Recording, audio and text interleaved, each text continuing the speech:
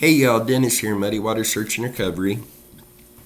And I've been working on a few cases this evening after work and wanted to just do a quick video and just talk to you for a minute. First off, I want to say a big thank you to everybody who's been reaching out to me with information on these cases. That has been a very big help. We've been able to add more search locations to our list for when we do our first actual road trip this spring looking for some missing people. And so this has been very, very helpful. Please continue to do so. And some of the cases I was kind of working on this evening are all in Tennessee. And it's the information coming in on these and even other cases that I haven't really even dug into yet. Wow, I don't want to get too far ahead with that line of thinking, but it's either just a great big coincidence or a lot of these cases are linked to certain people that, wow. Take Aaron Shane Key, for example. His death was ruled a suicide, but the length of the rope didn't add up. Most of the rope was left tied to the rafter, as well as his hat that was soaked in blood was left at the scene after law enforcement left. A person that was hiding in the house is allegedly related to law enforcement. Aaron's girlfriend and one other person were arrested and originally charged with murder.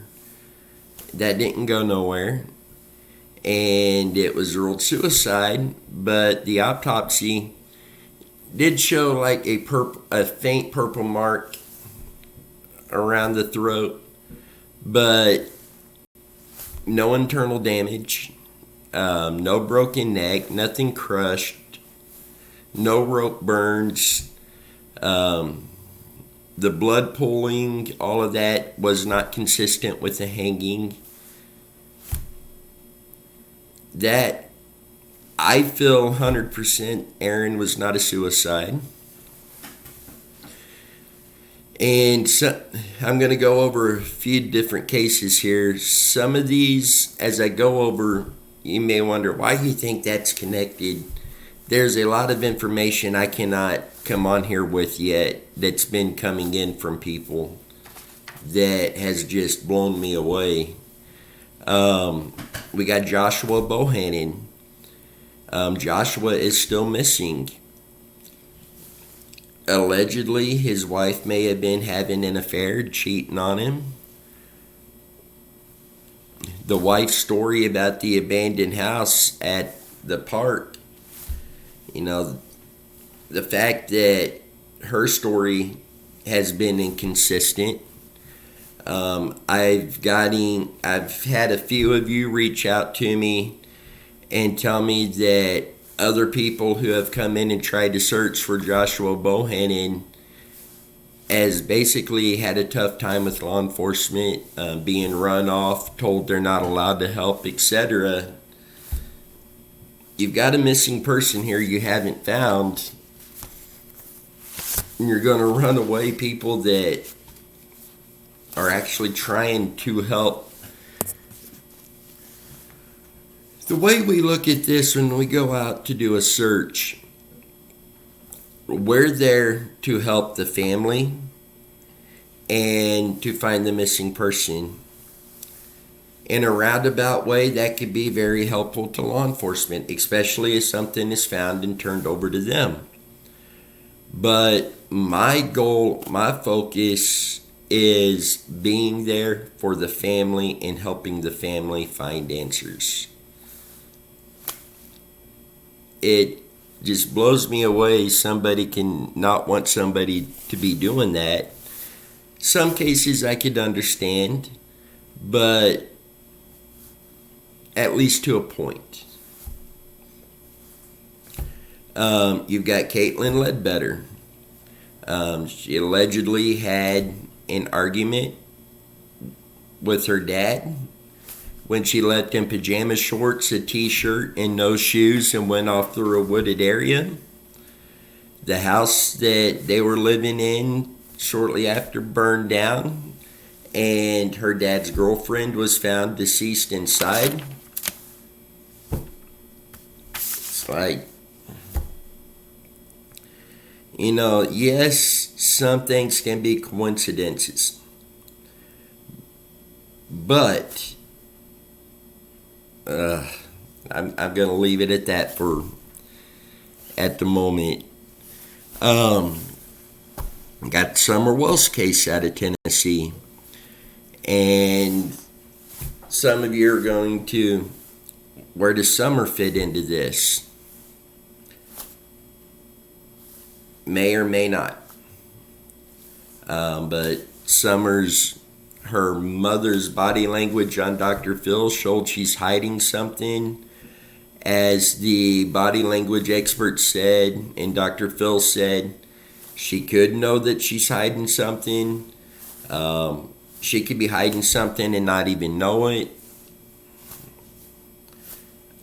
I think a lot of that was trying to push her to say something. My opinion, my personal opinion, I do think that she does know something. A neighbor did come forward and say they heard a loud scream approximately a half an hour before they saw the family searching for Summer Wells, and went over to assist in the search. The scent tracking dog followed Summer's scent from the back door across the yard through the woods to the road behind the property. And there's alleged possible organized crime involvement with many theories of ties to law enforcement. That seems to be a common theory, particular on Tennessee cases, also in particular around what started one area, but now you're seeing it pop up elsewhere there. And I'm not going to come on here right now and say, oh, law enforcement's corrupt, they're involved in all of this. I'm not going to do that. I believe there's good law enforcement officers there like there is everywhere. I believe there's likely corrupt officers there like there are in every state. You get the good with the bad with the good. But it's not just these 4 cases. I've had many different cases mentioned to me by many of you that either coincidentally or there's something really there, that there's the same type of ties in a lot of these cases. There is other suicides in the area that, without fully looking into it, it's like, how? But we will be looking at a couple more of those cases as well, and seeing if there's any ties. We will also be doing some searches in Tennessee, possibly for some of the names mentioned, possibly for some that's not mentioned on here. But Tennessee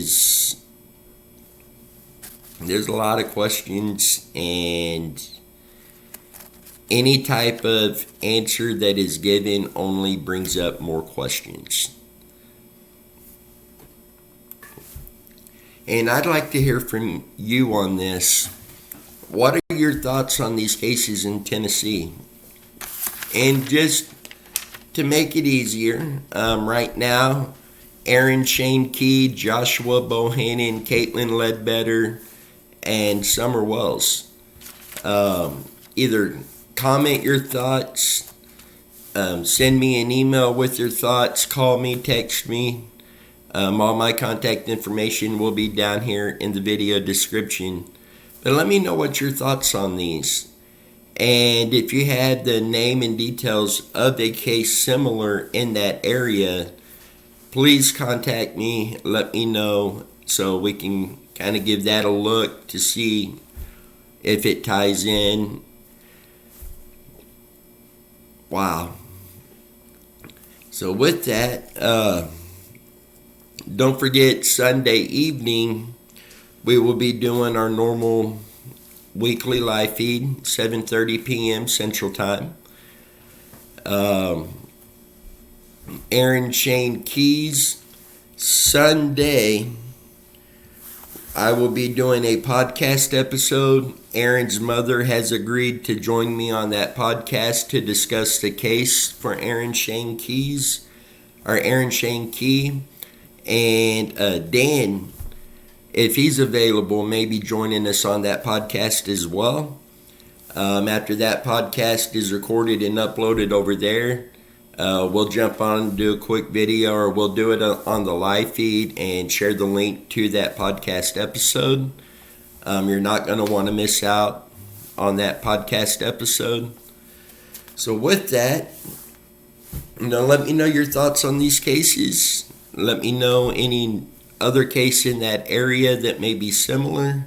And until next time, you guys stay safe, and let's see what we can do to find some answers.